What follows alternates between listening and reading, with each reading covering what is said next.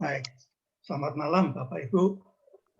Kita sudah lama tidak ketemu tatap muka dan ini kesempatan yang sangat baik. Walaupun melalui virtual kita bisa bergabung dalam masa Advent ini. Pertemuan kedua ini judulnya adalah keluarga yang berbenah dan berubah. Kenapa berbenah? Punya di rumah. Tidak kita pungkiri bahwa selama masa pandemi ini, khususnya bagi kita semua yang sangat terasa dampaknya itu adalah masalah relasi. Baik relasi antar individu di dalam rumah kita masing-masing, relasi individu antar komunitas, atau bahkan relasi individu dengan Tuhannya. Nah, ini bisa kita pahami karena dalam masa-masa pandemi ini ada keterbatasan-keterbatasan untuk keselamatan kita semua. Pada malam hari ini nanti kita akan mencoba memaknai relasi semacam apa yang terjadi.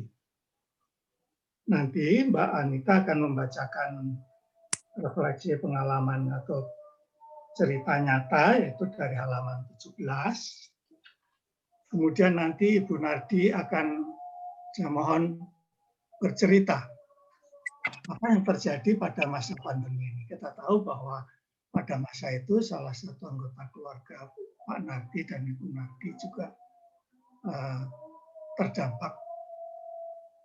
Kemudian nanti Pak Harnoko, saya mohon untuk penguatan melalui renungan peneguhan dari Injil Lukas 3 ayat 1 sampai yang ke-6. Ini sebagai pembuka pengantar kita pada malam hari ini. Sebelum kita mulai dengan pelaku pembuka, mari kita buka dengan membuat tanda kebesaran kita semua. Dalam nama Bapa dan Putra dan Roh Kudus. Amin. Kita buka dengan lagu pembuka.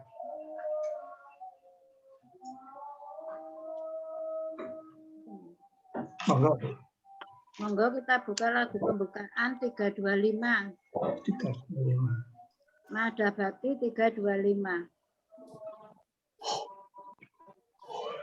1, 2, 3. Fajar telah mulai menyingsing, menangkan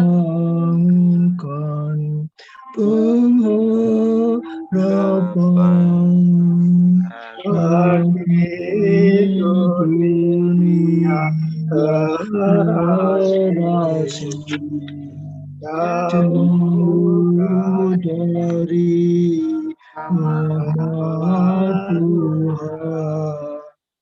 Bersungkalah umat Allah, sambutlah Sang Immanuel.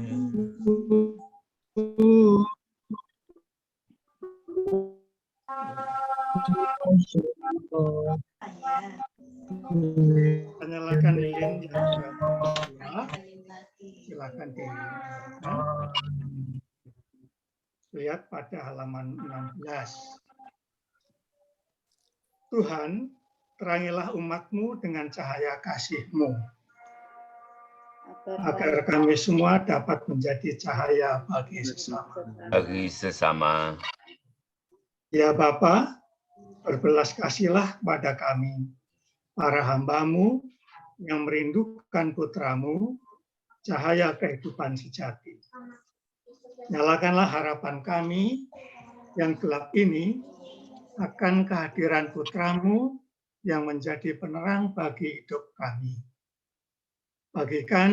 Bagaikan nyala lilin yang semakin terang, kami mohon agar hidup kami semakin diterangi oleh kehadiran Kristus.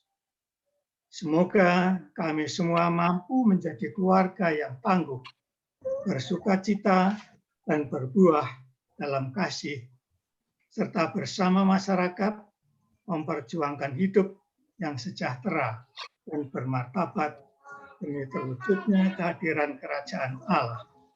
Demi Kristus Tuhan dan Juru Selamat kami, panjang segala masa. Amin. Nah, Bapak Ibu, sekarang kita akan cermati dari halaman 17. Monggo, Mbak Anita. Saya takut tak sanggup balut lukanya. Beberapa tahun yang lalu saya pernah marah pada anak lelaki saya karena suatu masalah. Saya marah sekali, bahkan membentaknya dengan keras. Namun di luar dugaan saya, ia malah melawan. Semakin saya marah, semakin ia melawan. Bahkan ucapan ibu dan adiknya juga tak mampu melunakkannya. Padahal waktu itu kami akan pergi bersama ke sebuah tempat. Tiket perjalanan sudah lengkap kami beli. Ketika waktu semakin mepet untuk segera berangkat, saya terpaksa mengancamnya bahwa ia akan ditinggal sendiri di rumah. Ia pun bergeming. Ia memilih untuk tinggal. Akhirnya saya mengambil sebuah keputusan tak mudah waktu itu. Saya simpan ego saya. Saya peluk dia sambil berbisik. Bapak minta maaf. Itu saja. Saya juga tak menjelaskan kenapa malah saya yang minta maaf. Ia tak menjawab apapun. Tapi ia menyambut pelukan saya erat dan sempat saya rasakan isakan tangisnya pelan. Pelan lalu saya peluk ia lebih erat. Tak ada kata lagi. Kami akhirnya berangkat. Di sepanjang perjalanan barulah kami berbincang. Ia mendekati saya lalu dengan suara lirih meminta maaf. Selanjutnya kami berbincang dan masalah yang membuat saya marah besar akhirnya cair begitu saja. Ia paham dengan sendirinya kenapa saya marah. Namun sejak itu saya berjanji dalam hati. Sebesar apapun kesalahannya, saya tak akan pernah membentaknya seperti itu lagi. Saya mungkin akan tetap marah padanya jika diperlukan. Tapi tanpa bentakan yang akan melukainya. Saya takut tak sanggup membalut luka hatinya. I love you, son. Disandur secara bebas dari sharing di media sosial oleh Bapak Hari Cahyono. Demikian Pak Sri. Nggih, matur nuwun Mbak Anita. Ini cerita sederhana, tapi sebetulnya mengandung suatu makna yang sangat dalam.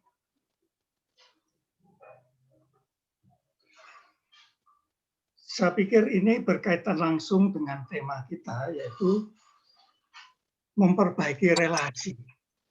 Di sini relasi yang nyata itu adalah relasi di dalam keluarga. Bapak Ibu, ada satu kalimat yang sangat bagus, yaitu pada alinea ketiga. Akhirnya saya mengambil sebuah keputusan tak mudah. Keputusan tak mudah. Saya simpan ego saya. Saya simpan ego saya. Saya peluk dia sambil berbisik. Bapak minta maaf. Itu saja. Kemudian pada alinea terakhir, ini juga mengandung makna yang sangat dalam. Namun sejak itu, saya berjanji dalam hati, sebesar apapun kesalahannya, saya tak akan pernah membentaknya seperti itu lagi. Saya mungkin akan tetap marah padanya jika diperlukan, tapi tanpa bentakan yang akan melukainya. Kalimat itu sangat bagus, Bapak Ibu. Kata maaf itu sangat sederhana, mudah diucapkan. Tetapi untuk melakukannya ternyata tidak mudah. Dibutuhkan keberanian. Apalagi minta maaf kepada anak kita di rumah. Kita menganggap orang tua itu sudah lebih banyak tahu segala-galanya, tidak pernah salah. Nah, apalagi di sini tadi kita ikuti bacaan tadi. Biasanya kalau kita menasihati anak itu, anak harus nurut. Tapi zaman sekarang itu sudah beda. Sudah beda itu.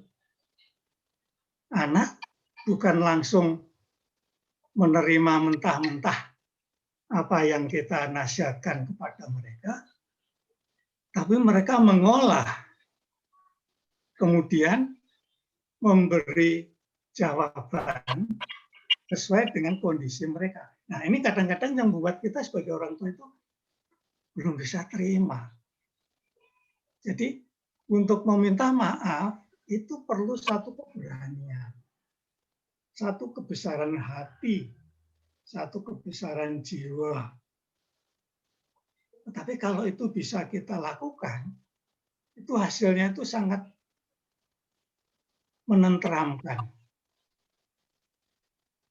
Dalam bahasa sehari-hari kadang-kadang pada anak-anak kita pun, kalau kita menyuruh memberi tugas anak-anak, kita jarang-jarang, tolong ambilkan ini, atau maaf tadi saya salah. Itu malah makin jarang. Nah, kondisi semacam itulah yang terjadi pada masa pandemi. Mempengaruhi relasi kita dengan anggota keluarga kita sendiri. Itu menimbulkan luka. Mungkin juga mempengaruhi relasi antar individu dengan komunitasnya. Sambil contoh bagi saya sendiri. Pada masa pandemi ini, saya mohon maaf ini kepada Mas Didi, Mbak Ami, Pak Harnoko, Bu Harnoko, kemudian Ibu Bambang. Pada saat masa-masa pandemi, beliau-beliau mengalami masa yang sangat berat, di mana ditinggal oleh orang-orang yang sangat dikasihi. Tapi mohon maaf, pada saat itu juga karena kondisi saya tidak bisa hadir bersama-sama dengan keluarga-keluarga Bapak Ibu dalam masa-masa sulit itu. Sekali lagi, saya mohon maaf. Itu bukan karena kesengajaan, bukan disengaja, bukan saya tega pada Bapak dan Ibu membiarkan dalam masa-masa sulit, tapi kondisi, mengaruh dari kondisi pada saat itu. Bapak Ibu, selama hampir 2 tahun, saya menghadiri undangan pesta pernikahan itu baru kemarin tanggal 3, itu yang pertama kali. Itu pun karena yang punya kerja itu besan saya. Mengapa? Karena kondisi saya tidak memungkinkan. Pada masa-masa pandemi itu, kita saling curiga pada orang lain. Jangan-jangan orang ini OTG, jangan-jangan orang ini membawa virus. Bahkan beberapa minggu yang lalu saya sampaikan ke Mbak istrinya Mas Bimo itu, Mbak, di gereja itu banyak sekali tisu-tisu bekas ditinggalkan. Kemudian banyak sekali juga masker-masker bekas. Kita tidak tahu siapa yang menggunakan tisu, siapa yang menggunakan masker, ditinggal begitu saja di dalam gereja. Saya sampai pindah 3 kali pindah tempat, menghindari takut dengan tisu bekas, takut dengan masker bekas. Padahal kalau hari-hari normal biasa itu tidak terjadi. Tapi itulah yang terjadi. Jadi ini pengaruh nyata relasi kita dengan sesama terjadi semacam itu. Dan itu bukan satu kesengajaan.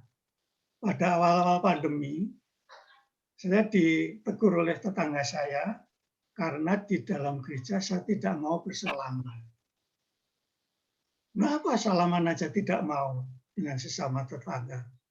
Bukan tidak mau, tapi kita saling menjaga diri.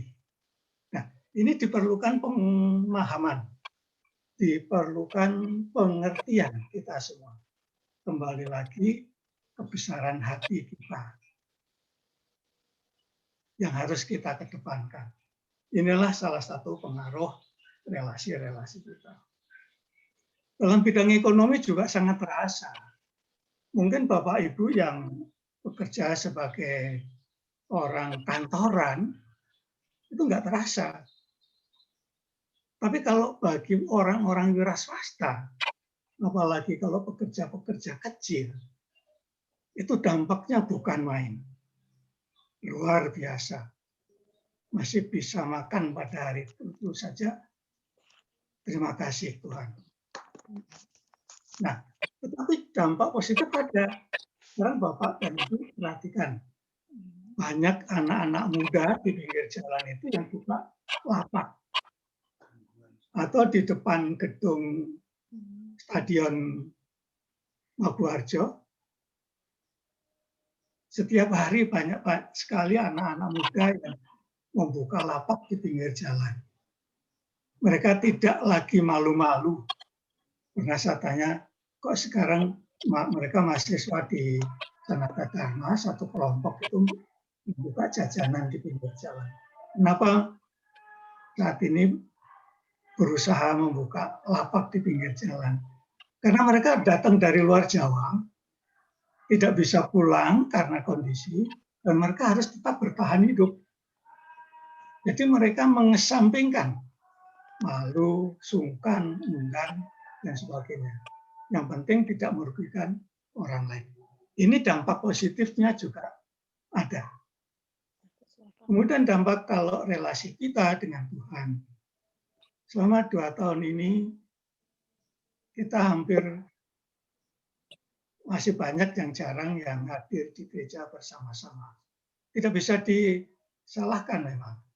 Karena memang masih kondisinya masih belum bisa dipastikan. Kita berbicara dengan Tuhan melalui Zoom, melalui komputer dan sebagainya. Sebelumnya itu tidak pernah terjadi.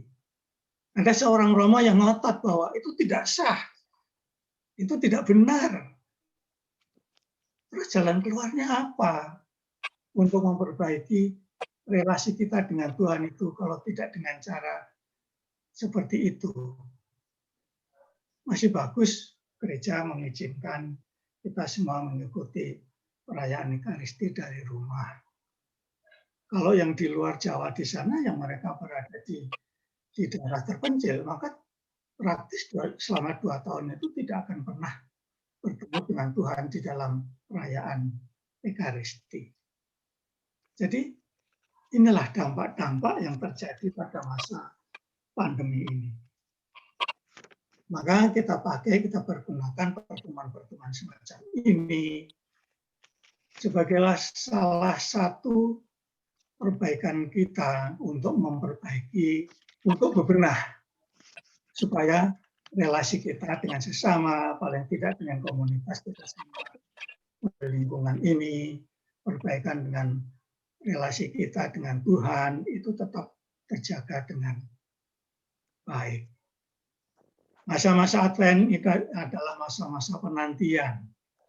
Sehingga masa-masa penantian ini kita persiapkan menyiapkan hati kita agar kita layak menerima kehadiran Tuhan Yesus pada masa yang ditandai dengan perayaan Natal yang akan datang. Bapak Ibu, ini sekedar ilustrasi situasi pada masa-masa pandemi saat ini. Maka sekarang kita akan mencoba mendengar Bapak dan Ibu Nardi mengalami suatu masa yang sulit pada masa itu. Putranya dua-duanya berada di luar kota. Kemudian salah satu anggota Ibu, Bapak Nardi juga ada yang sakit. Kita ingin berbagi dengan beliau apa yang dilakukan, apa yang terjadi, bagaimana keluarga Bapak dan Ibu Nardi itu masih bisa eksis, masih bisa tetap tegar sampai saat ini. Yang ini perlu sebagai kepercayaan untuk memperkaya diri kita agar pada masa-masa yang datang, apabila kita mengalami hal-hal yang sulit, maka kita bisa bercermin pada anggota keluarga salah satu komunitas kita, yaitu lingkungan Alexander yang kita cintai ini. Bu Nardi, monggo kita mau mendengarkan sharing dari Ibu untuk pengalaman kita semua. Monggo Ibu. Baik, Sugeng Dalu, Bapak Ibu semua. Pak Sri, perlu saya sampaikan untuk yang terpapar COVID itu anak saya semua, Pak, 4. Anak dan menantu termasuk cucu. Jadi 5. Walaupun kena COVID, puji Tuhan, kami sebagai orang tua masih bisa mendukung walaupun dengan susah payah ya Pak Sri waktu itu. Paling berat saya pengalamannya waktu Seto kena, Pak, Bapak Ibu. Karena Seto waktu kena itu posisi di luar Jawa, dan itu baru COVID, baru panas-panasnya istilahnya. Jadi saya juga bingung, sempat saya mau ke Kalimantan. Tapi Angga sama Yanu itu bilang saya, Mama nanti ke Kalimantan mau ngapain? Wong itu juga nggak boleh ditunggu. Saya bingung, terus saya nggak berani matur ke keluarga besar saya, termasuk ibu saya, kecuali kakak saya yang di Sukabumi. Karena di samping beliau agamanya juga Katolik sama saya, jadi saya banyak dukungan doa dari beliau untuk diujubkan doa yang mana minggu kemarin sudah saya infokan, saya sampai ujub doanya di Sukabumi sama Magelang. Saya mau ujub doa di Mino itu rasanya takut. Takutnya apa? Karena waktu itu kelihatannya COVID itu mau disingkirkan, dan saya tidak berani matur ke Bapak Ibu lingkungan saya di RT maupun di lingkungan Alexander. Takutnya nanti kalau anak saya pas pulang disingkirkan bagaimana, saya betul-betul itu beban sekali. Satu saya sudah jalan, Pak Nardi hanya saya bilang ke saya, bagaimana kalau saya ke tempat Mas Didi untuk curhat. Terus Pak Nardi ke Mas Didi, ya mengutarakan apa yang beban berat yang kita alami di keluarga saya waktu itu. Puji Tuhan Mas Didi selalu mensupport untuk keluarga saya. Jadi Mas Didi nyuwun saya pun wong Jawa gedhekke bombong. Pokoknya kita harus kuat dan itu. Habis itu karena Seto waktu itu harus ke rumah sakit sendiri, bawa mobil sendiri, opnam, di sana nggak ada yang ngurus. Padahal Seto itu makan rumah sakit nggak mau. Puji Tuhan pihak perusahaan masih memikirkan untuk makannya Seto. Jadi tiap siang itu ada satpam ngantor makanan untuk Seto, dimakan untuk siang sama malam. Selama 10 hari itu Seto tidak mandi, Pak. Hanya kumur sama cuci muka aja pakai air aqua. Dia nggak berani pakai air kamar mandi rumah sakit. 10 hari bisa pulang. Sampai di mes itu ternyata untuk swab masih positif. Sampai swabnya 2 kali. 2 kali lagi baru negatif dan bisa masuk kantor lagi. Dengan adanya itu Pak, saya bersama anak-anak setiap jam 3 sore kita doa rosario Hati Kudus Yesus bersama-sama. Minta pertolongan Tuhan untuk kesembuhan anak saya, terutama itu.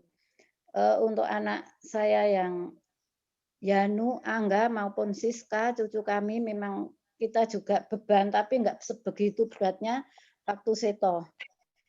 Karena memang yang saya pikirkan karena Seto jauh dengan orang tua, di sana nggak ada family yang akan mengurus. Saya itu bayangan saya itu sudah nggak karuan itu Pak. Saya sampai sama Pak Nardi itu diungsikan di Prambanan karena saya di rumah itu hanya nangis terus Pak itu.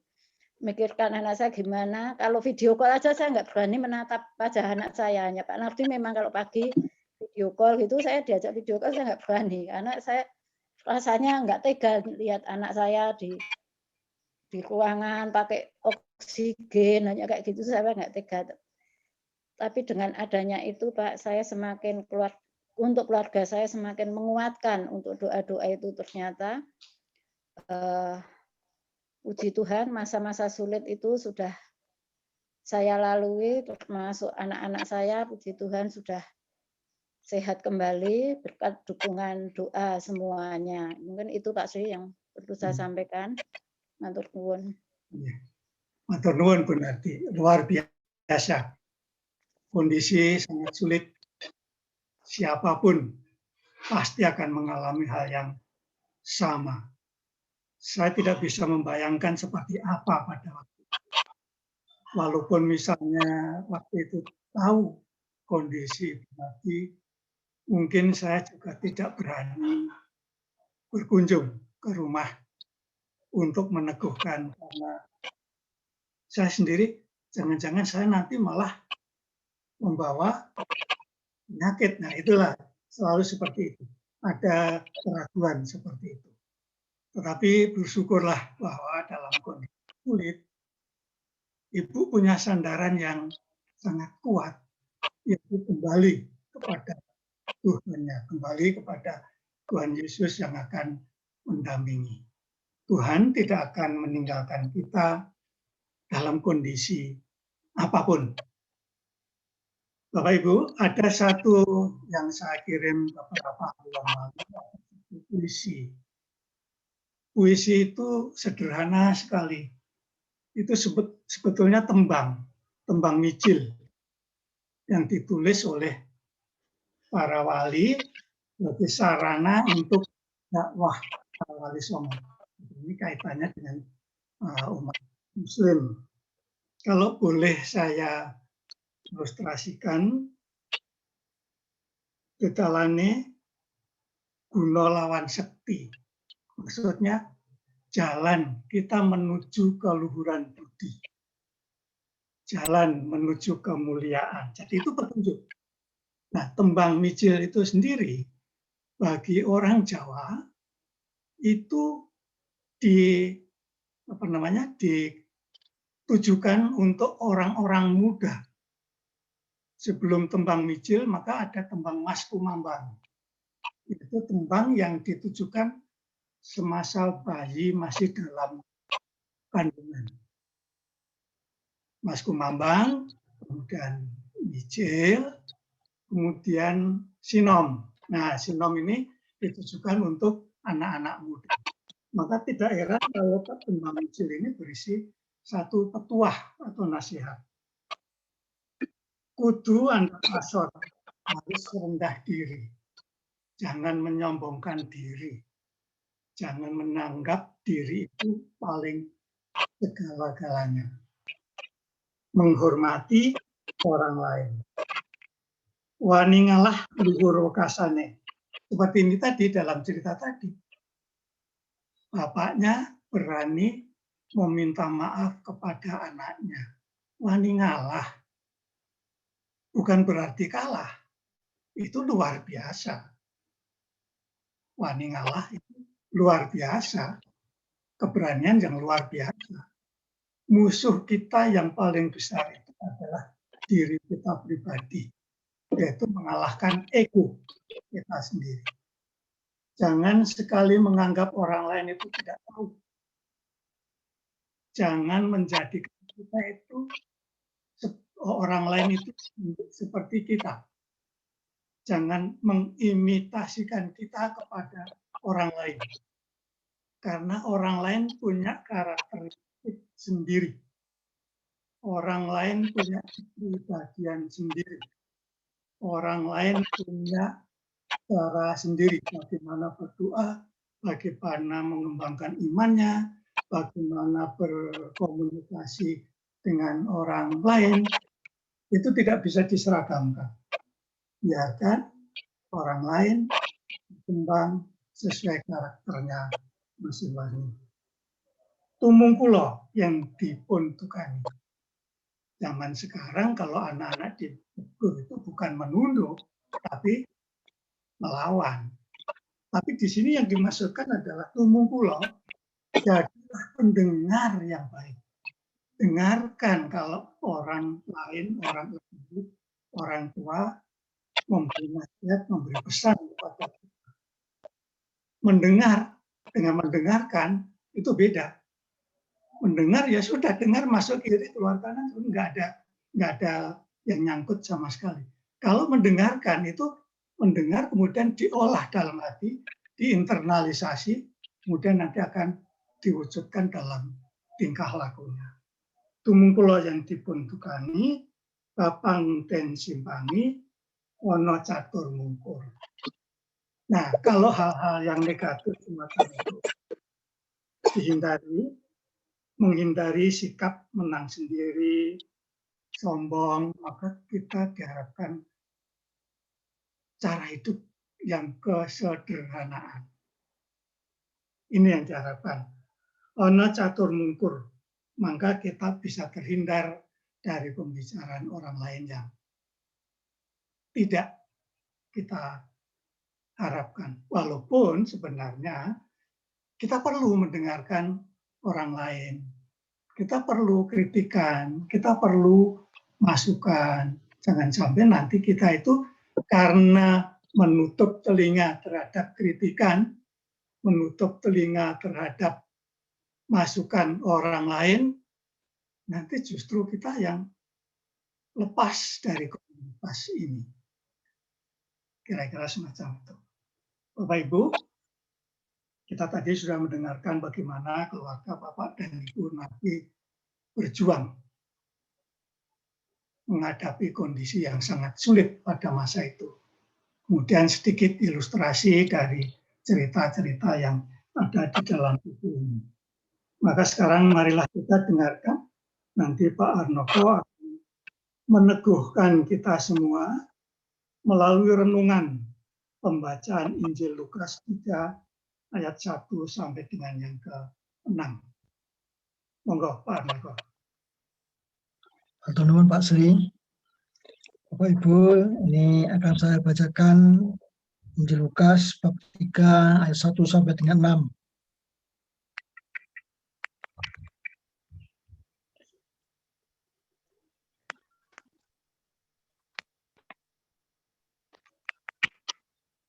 Dalam tahun ke-15 dari pemerintahan Kaisar Tiberius, ketika Pontius Pilatus menjadi wali negeri Yudea dan Herodes raja wilayah Galilea, Filipus saudaranya raja wilayah Iturea dan Trakonitis, dan Lisanias raja wilayah Abiline.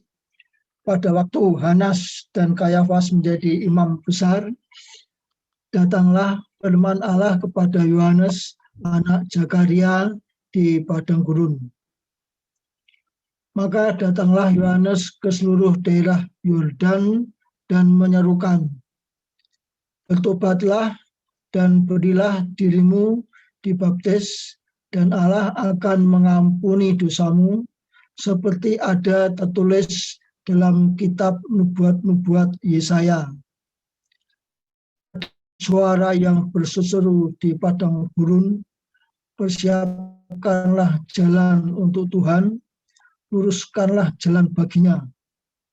Setiap lembah akan ditimbun dan setiap gunung dan bukit akan menjadi rata, yang berliku-liku akan diluruskan, yang berlekuk-lekuk akan diratakan, dan semua orang akan melihat keselamatan yang dari Tuhan. Demikianlah sabda Tuhan. Sampun Pak Sri.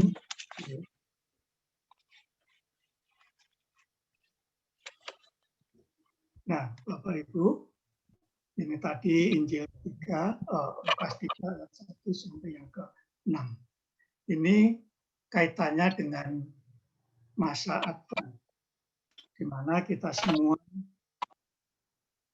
diminta untuk menyiapkan diri agar kehadiran Tuhan Yesus itu bisa kita terima dengan lapang hati, dengan bersih hati yang bersih. Nah, kita juga dipanggil untuk melihat diri kita sendiri. Apakah kita sudah pantas menyongsong kehadiran Tuhan pada masa sekarang ini? Sekarang ini adalah masa pertobatan. Kita ingin membuat suatu kehidupan. Kita berjanji untuk memperbaiki diri. Seperti pada cerita alinea terakhir tadi, saya berjanji dalam hati, sebesar apapun kesalahan, saya tak akan pernah membentaknya seperti itu lagi. Janji di dalam hati. Maka pada masa Advent ini, marilah kita semua. Mungkin kalau kita janji untuk mengadakan satu kegiatan bersama, itu belum memungkinkan. Kondisi saat ini masih belum memungkinkan.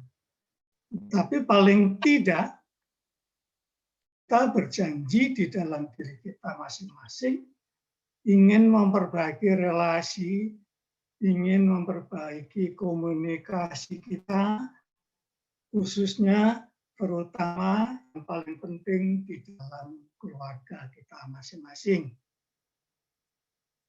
Kita tahu pasti selama ini ada kekurangan-kekurangan. Lebih-lebih kalau Bapak Ibu punya putra-putri, cucu yang jauh di luar kota. Komunikasi hanya dilakukan melalui WhatsApp, melalui video call, tidak bisa ketemu langsung dengan putra-putri. Itu ada ketidakpuasan pasti itu. Tetapi jangan sampai ketidakpuasan semacam itu nanti begitu kita ada kesempatan terbuka seperti udah lepas dari kandang. Kita bebas apapun yang kita lakukan. Kita berjanji memperbaiki relasi, memperbaiki komunikasi, memperbaiki hubungan di dalam keluarga, tetapi tetap dalam koridor menjaga kebersamaan, menjaga kesehatan lingkungan dan kesehatan kita semua. Mungkin kita belum bertemu satu sama lain secara langsung.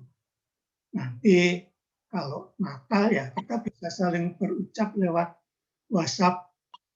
Kita saling mengucapkan selamat melalui WhatsApp, melalui video call. Kalau kita kirim-kirim salam dengan saudara-saudara kita, mungkin baru sebatas semacam itu. Itu sudah jauh lebih baik daripada sebelum masa-masa yang lalu, di mana pada masa tinggi kita tidak bisa bergerak sama sekali. Kita berjanji akan memperbaiki diri, kita akan memperbaiki komunikasi, relasi dengan diri kita, dengan anggota keluarga, dengan anggota komunitas, ataupun dengan Tuhan. Semoga nanti pada hari Natal nanti kita bisa menghadiri perayaan Natal di gereja. Saya perayaan Natal nanti sudah disediakan pada Sabtu pagi karena umur saya sudah termasuk dalam adioswo. Saya harapkan tidak menggunakan istilah lansia, tetapi menggunakan istilah di Romo Wajar dulu mengatakan kalangan Adi Yuswo. Jadi itulah kondisi kita. Dan sebelum kita menutup dengan doa, Bapak Ibu, Desember ini adalah masa periode terakhir pelayanan saya sebagai prodiakon dengan Alexander. Administratif memang 3 periode. Tapi periode pertama beberapa bulan saya bisa aktif karena pada waktu itu istri sedang sakit. Periode kedua saya full bisa bertugas. Periode ketiga, nah ini dia. Saya hanya sepertiga. Jadi pensiun dini. Hanya sepertiga periode saya bisa melayani Bapak Ibu. 1 tahun suntuk saya juga tidak bisa ke gereja. Baru setelah bulan April itu saya dapat vaksin kedua, saya lapor ke Bimo, saya sudah vaksin Mas, saya minta diperbolehkan ikut Ekaristi di gereja. Dan oleh Mas Bimo dicarikan kartu dan sudah dapat. Sampai sekarang puji Tuhan saya bisa ikut Ekaristi di gereja. Saya akan mengakhiri tugas saya. Saya mohon maaf, selama pelayanan saya banyak kekurangan, banyak kesalahan. Mungkin Bapak Ibu tidak puas dengan pelayanan saya. Lebih-lebih Bapak Ibu yang membutuhkan pelayanan komuni pada saat sakit, saya tidak bisa melayani dengan baik. 2 tahun terakhir saya juga tidak bisa mengirimkan komuni bagi saudara-saudara lingkungan Alexander yang sedang sakit. Bukan saya tidak mau, tetapi kondisi saya yang tidak memungkinkan. Semoga pada kesempatan yang lain nanti akan berjalan dengan lebih baik lagi. Saya mohon maaf sekali lagi, barangkali ada kekurangan saya selama masa pelayanan saya. Banyak kekurangan-kekurangan. Dan kalau Bapak Ibu memberikan maaf atas kekurangan ini, maka akan menjadi bahan retrospeksi bagi saya sendiri, introspeksi bagi saya sendiri. Sebagai awam, saya akan menjadi umat awam yang baik. Saya akan tetap membantu lingkungan Alexander jika saya dibutuhkan dan jika saya masih mampu membantu. Sekali lagi, saya mohon maaf pada saat masa-masa pelayanan saya itu mengalami kekurangan. Baiklah, sekarang mari kita tutup dengan doa halaman 1. Kita doakan bersama-sama doa untuk dalam nama Bapa dan Putra dan Roh Kudus. Amin.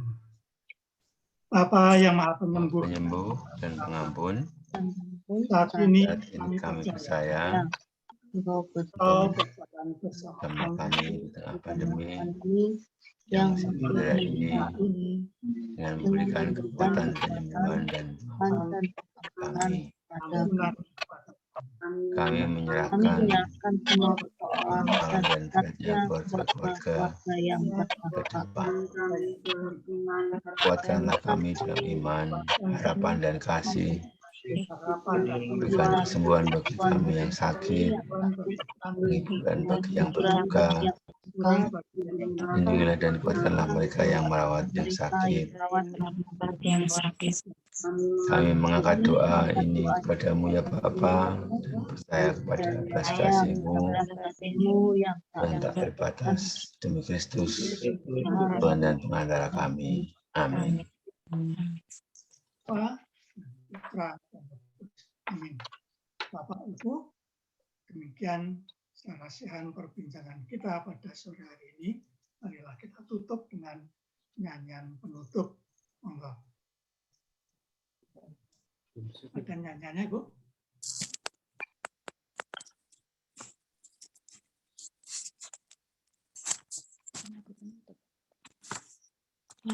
Lagu penutup.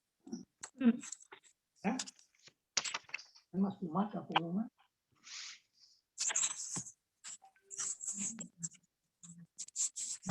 Nanti setelah lagu penutup aja pengumumannya. Bu Nadi, Mbak Peti ada usulan lagu penutup atau Lagu penutup 324 ya. Bait 1 dan 3. 324 Madagati. Monggo. Datanglah Tuhan. Datanglah, datanglah Tuhan, datanglah, datanglah Tuhan, datanglah, oh Tuhan, datanglah. Ku nyanyi Tuhan, datanglah. Ku nyanyi datanglah. Ku nyanyi datanglah. Oh Tuhan, Tuhan, datanglah.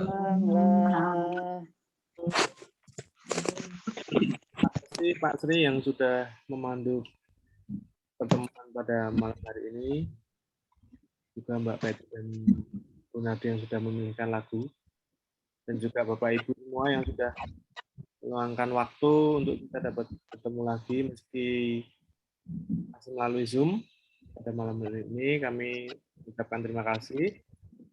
Setidaknya ada 2 pengumuman yang akan disampaikan. Yang pertama itu jadwal misa untuk minggu ini seperti yang sudah saya infokan tadi di grup. Minggu ini itu dapat jatahnya minggu pagi tanggal 12 Desember pukul 7.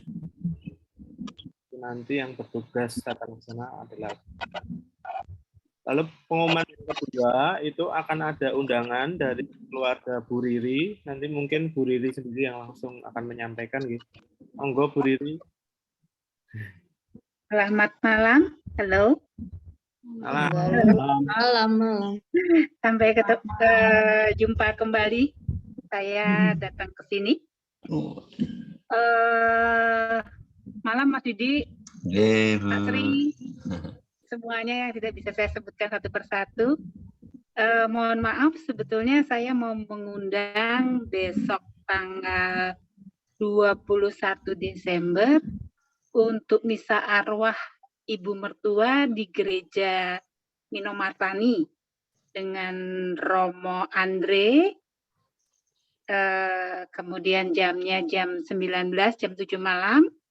Tapi tadi saya melihat jadwal, kebetulan kok bareng sama acara Zoom kita. Jadi mohon Pak Ketua, bagaimana ada kebijaksanaan dari Bapak Ketua Lingkungan. Saya berharap untuk Alexander, mohon bisa hadir di misa arwah Ibu Mertua kami. Terima kasih, cuma itu saja yang kami sampaikan. Salam damai, salam sehat, bahagia selalu. Oke, terima kasih Bu Riri undangannya. Nah, mungkin sebagai pengumuman juga, kalau yang rencana awal kita Advent itu tanggal 21, bagaimana kalau kita majukan di hari Senin tanggal 20 ya? Bapak Ibu. Sama jam 7. 7? Semua. 7. Nah, untuk Pemandunya bisa, Mas. bisa katanya sudah bersedia. Untuk yang acaranya Bu Riri, Nuwun Sewu, perlu dibuatkan list daftar hadir begitu, apa namanya, siapa yang akan hadir ke gereja atau dibuka secara seluas-luasnya untuk Alexander? Saya kira di list juga boleh, Mas. Jadi saya bisa tahu berapa pesertanya. Nanti kalau memang kurang, saya bisa minta dari lingkungan sebelah gitu. Ya nanti. Mohon maaf karena saya tidak ikut di grup Alexander, ada sesuatu sebab. Jadi nanti japri aja ya Mas ya. Mohon maaf. Sebetulnya mau aktif tapi isen. Bu, saya mau. Kapasitas gereja itu dibatasi enggak? Gereja itu kemarin Andre ngomong 50 tuh Bu. 50. Jangan banyak-banyak, dia bilang itu 50 bae yo. Oh nggih, nanti saya coba tak lihat tak bilang ke lingkungan kira-kira berapa yang bisa hadir gitu. Berarti nanti Bapak Ibu saya akan buatkan daftar bagi yang bisa hadir, nanti mohon dapat mengisi nggih untuk membantu Bu Riri mendata gitu. Matur nuwun sangat Pak Bima yang terhormat. Ada informasi atau pengumuman lain Bapak Ibu yang mau disampaikan? Saya cuma mau tanya Mas, untuk misa Natal wilayah Bethlehem jadwalnya kapan gitu? Bethlehem itu dapat jatah malam Natal kedua. Malam Natal kedua, jadi tanggal 24 Desember jamnya 19.30 nek mboten salah. Nanti saya pastikan lagi. Kalau yang jatahnya itu yang pasti malam Natal jam kedua, tapi kalau tidak salah jam kedua itu yang 19.30. Jamnya nanti saya pastikan lagi. Oh, okay.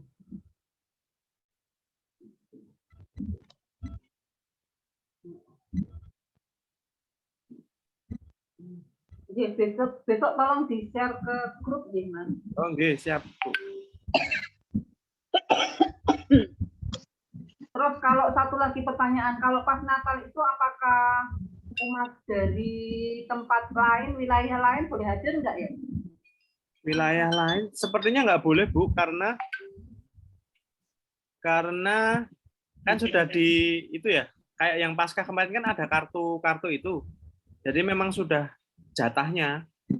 Oh, berarti dalam waktu dekat ada kartu pas yang untuk masuk Natalan itu? Ya, sudah. Oh, okay. Kalau jatahnya sudah dapat info, Bethlehem itu cuman dapat 47 kalau nggak salah. Jadi hanya separuh dari yang saya ajukan.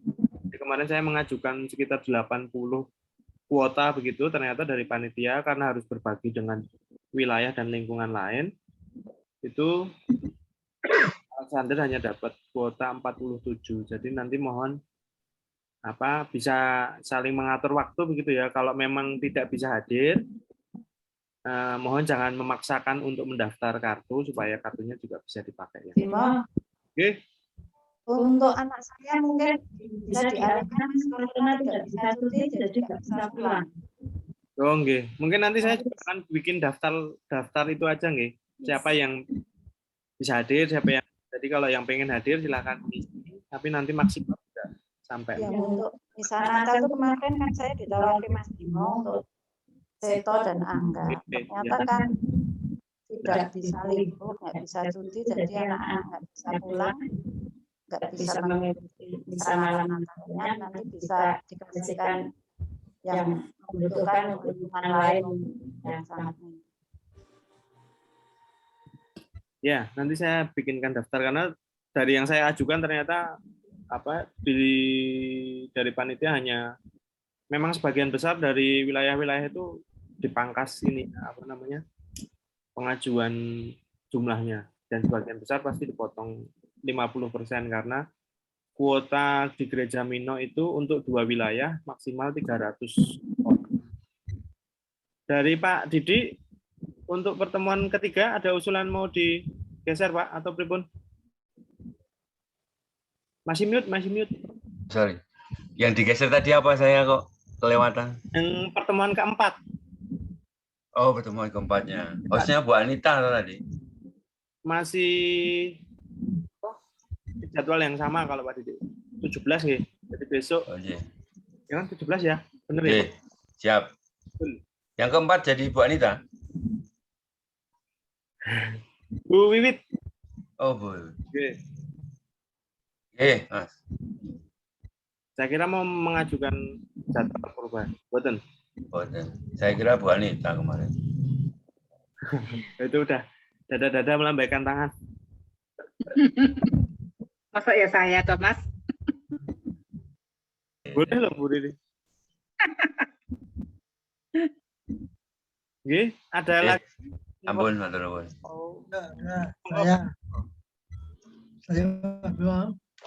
Saya Pak Ketua. Saya mau tanya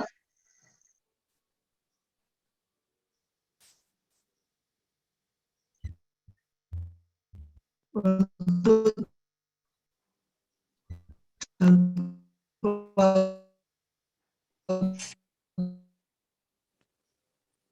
Putus. Nuhun saya Pak Noko putus-putus mungkin sinyal.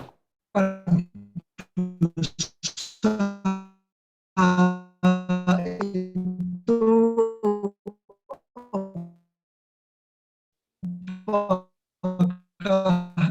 ada yang apa? Sebelum streaming pengakuan. Ya, iya. Untuk pengakuan dosa, Mas. Apa daring? Oh, belum dapat info saya, Bu, karena rapat kemarin itu belum dibahas, tapi sepertinya akan tidak kalau yang dulu kan istilahnya untuk massal gitu ya. Kalau yang ini kan tidak seperti yang kemarin, tapi formatnya gimana belum ada pengumuman. Tapi kemungkinan sih pribadi begitu, jadi individu. Atau mungkin ada yang sudah punya info? Bu Wiwit mungkin? Atau Setiap pagi ada pengakuan saya, pengakuan dosa itu kalau ada yang mendesak itu bisa matur ke Romo, bisa janjian, intinya janjian dengan Romo untuk pengakuan dosa. Tetapi pengakuan dosa secara online tidak ada. ya. Nggih, matur nuwun Bu Wiwit. Jadi bagi yang ngersake pengakuan dosa langsung bisa japri Romo gitu ya? Ya, betul. Untuk sesi khusus. Nah, kalau nanti pesertanya banyak sekali, Mereka rata-rata sudah nyicil mulai dari November kemarin, Pak. Yang misa harian, yang biasa ikut misa harian itu mereka sudah mulai nyicil dari November kemarin, itu sudah mulai pengakuan dosa. Biasanya itu yang ikut yang sergap misa pagi, kalau yang nggak misa pagi. Di luar jam misa boleh, Bu? Bisa asal janjian, Mas. Begitu, Pak. Yeah. Jadi tidak harus di jam misa, mungkin kalau pas romonya selo di siang atau sore begitu bisa. Iya, Dan tidak harus dengan, maksudnya tidak harus dengan romo paroki toh, kalau punya kenalan romo lain di luar kan juga boleh. Betul banget. Kalau ada yang online, saya juga cari-cari di gereja lain. Saya hanya dapat kabar ada satu. Saya lupa itu dari mana tuh, dari kakak ipar itu ada yang kakak angkat tuh ada yang seperti tahun lalu ada yang masal online itu loh. Saya juga nyari-nyari itu belum berani. Walaupun itu secara pribadi kangsenan gitu loh. Ya, mungkin nanti bisa diinfo ke grup Pak kalau sudah ada info. Mungkin kita saling berbagi info untuk terkait pengampunan dosa nih Bapak Ibu. Kalau ada info update monggo di-share di grup.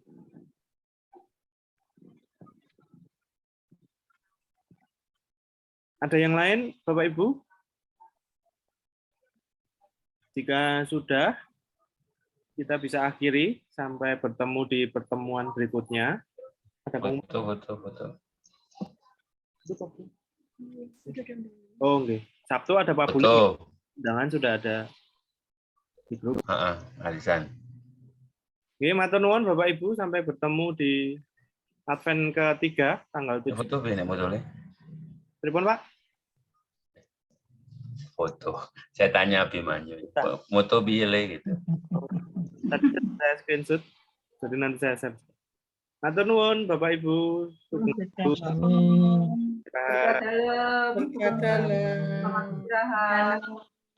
Pak Sri, ngapunten.